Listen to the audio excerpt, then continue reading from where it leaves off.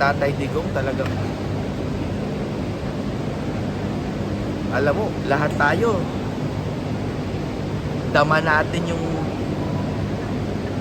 pang-aapi, yung luha eh.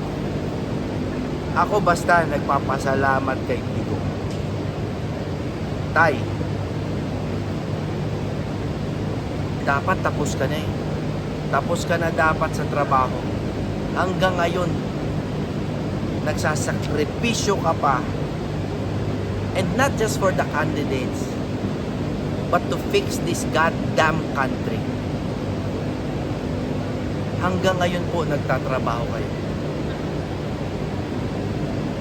I just want you to know the power of your words, the power of your presence, and the power of your anointment.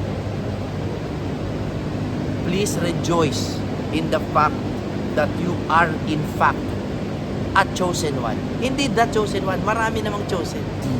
But He is, you, Tatay, are a chosen one. And we thank you. And we thank the Lord 80 years ago that He allowed your soul to enter this world and to fix it.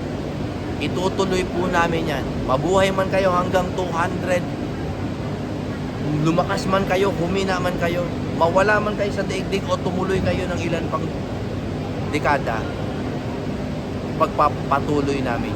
I will always be your loyal servant, and I serve at the pleasure of my president. Sir, ulit tanong na lang po. Sir, kayo ba naniniwala kayo na si FL is nandito na sa Pilipinas? Wala akong pake. Hindi talaga, wala akong pake. Huwag kayo magpaloko dyan. Alam mo yung issue na yan, yung kunwari, nandito ba siya, nawala ba, nandun ba siya sa mesa, Photoshop, distraction po yan. Be smart. Correct. Be smart. Be smart, ha? It's not wrong to ask it, of course. It's a good question. Pero be smart. Distraction yan. GAA pag-usapan natin. Correct. Falsification. PhilHealth. Impeachment. PhilHealth. Tama. Yun yung tunay na problema. Bigas. Yan ang pag-usapan natin. Wala akong pakialam kung na-overdose sila o hindi. Wala akong pake. Wala akong pake. Wala akong pake. Mag-drugs kayo kung gusto niya. Pero para sa akin, Kapag nasa ibang bansa sila sana matuloy yan. Hindi. Kasi sa akin, I'm not saying to break the law, ha? I'm saying, nagdadrugs sila sa ibang bansa o our laws don't apply there. O, di bahala sila. Correct. Pero dito, walang pake. Walang pake sa... Nandito na, Photoshop. Ay, walang pake.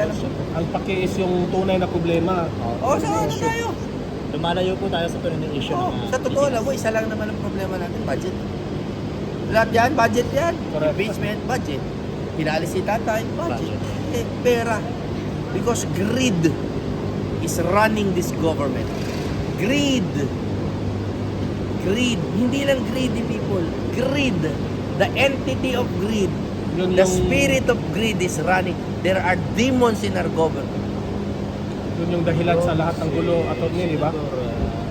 Thank you, attorney, ha? Thank you, Thank you, attorney. Pumunta kayo dito. Pumunta kayo dito sa Paco. Magwala tayong sabay-sabay. Okay. Thank you, attorney. Mayo. Thank you, sir. Ang birthday ng ating Thank you. Sabay-sabay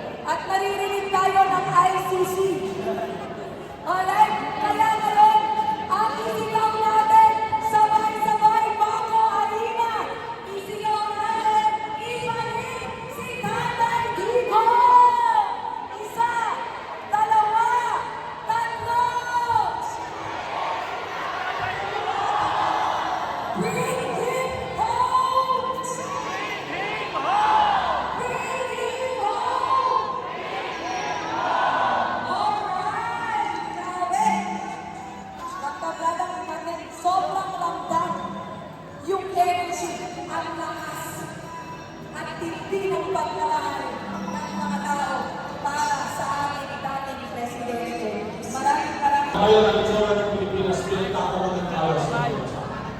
Ang sabi nila, ang Pilipinas pala ay hindi na malaya. Ang Pilipinas pala ay isinuko na ang soberenya. Ang Pilipinas pala ay naging probinsya na lamang ng Cagayan. Ang dami pang parating, ang dami pang papasok. Bayad pa kayo na gano'n. Hindi makaano kasi ano, maliit yung venue. So,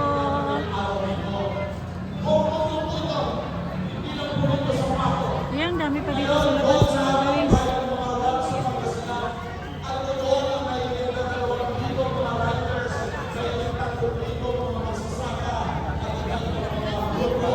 Nagkakaisa sa panawagan nila habang sila raw custodial competent judicial authority. Kailan ba naging korte ang Department of Justice? Hindi ba? Ang piskal, hindi huwes. Ang Department of Justice hindi korte. Kaya nga binanggit ko po yan sa television. Sumunod na linggo, iba na yung tono ng gobyerno. Ang sabi, hindi raw yung wrong schedule ang kanilang inapay. Kung hindi Republic Act 1981, yung law against international humanitarian law, against genocide, against war crime, against crime, against humanity. At nakalagay lang doon, hindi naman nila dapat i-extradite kasi sinurrender nila sa ating ito. Ha? Binaon nila yung kanilang sarili sa mas malalim na hukay nung binanggit po yan sa pagdinig sa Senado kasi maliwanag doon sa request ng Interpol, request ng ICC,